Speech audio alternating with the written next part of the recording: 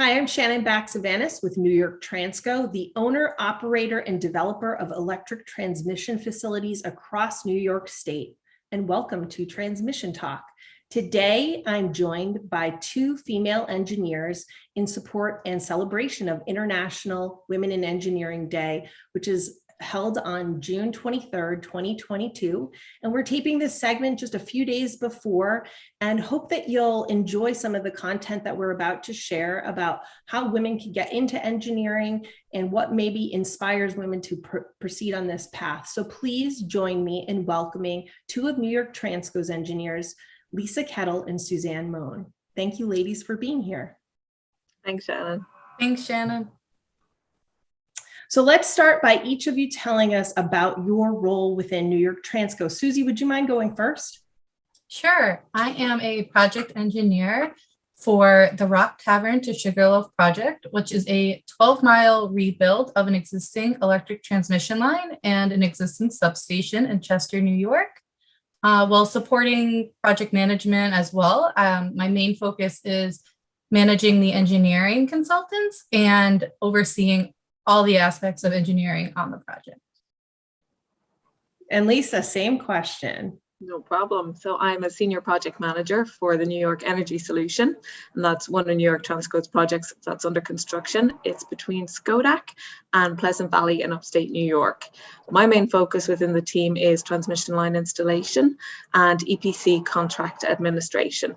Just for definition purposes, EPC is engineer, procure, and construct. So it's everything to do with the construction contract. I also liaise with the transmission owners who our assets will interconnect with, manage leases, access agreements, and other ancillary agreements needed to make the project a success. And it sounds like behind you, maybe you're at one of the construction sites. So we know that you're very busy, both of you.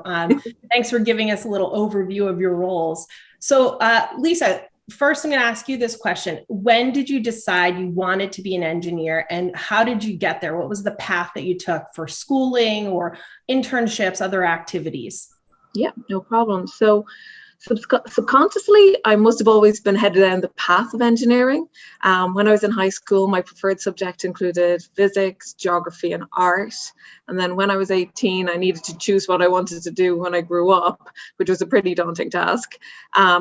Engineering was the area that combined my favorite subjects, but also gave me flexibility to shape my education. I studied for my bachelor's degree at Trinity College Dublin, and the first year there is split across civil, mechanical, chemical, computer, and electronic engineering, which is a lot to deal with, but it gives you that broad viewpoint of what you might want to do going forward.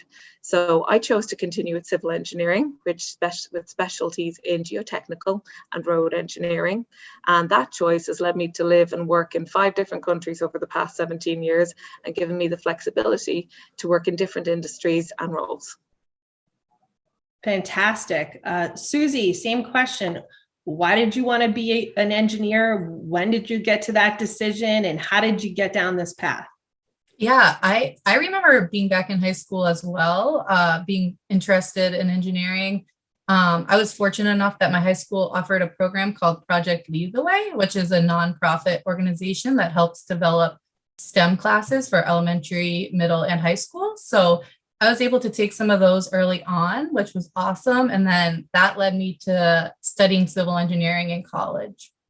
And later, after working for a year or so, I went back to college and got my master's in civil engineering as well, while working full time, and have been working as an engineer ever since.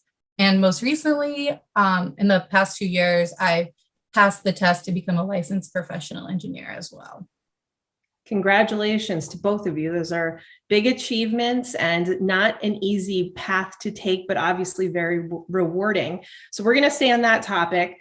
And Susie, I'm going to kick it over to you. What do you find to be the most rewarding aspect of being an engineer? The most rewarding aspect for me is seeing the built environment when it's finished, knowing I had a part in designing or leading a team through development to construction, getting out and actually seeing that product being built is something really cool, especially being a civil engineer. You can see what you designed in the real world. So I really enjoy that. And when it comes to transmission, it's incredibly impressive what you help design and ultimately what gets built. So to get to these paths and be successful, I know there's a lot of folks that probably influenced your path and your ultimate success in your professional careers. Lisa, are there any particularly influential women, role models, or mentors that have helped you along the way? Yeah, I mean, I've been pretty lucky to have a lot of strong women in my life since I was very young. The most important one, and the one who's actually shaped me so much, is my mother. She instilled my work ethic and drive to succeed very, very forcefully.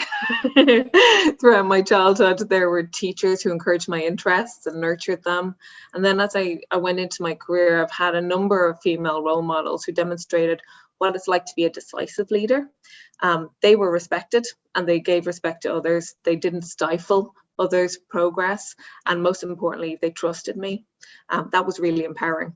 I really, really try my best to emulate those traits within my team to support, encourage, and empower those who I work with.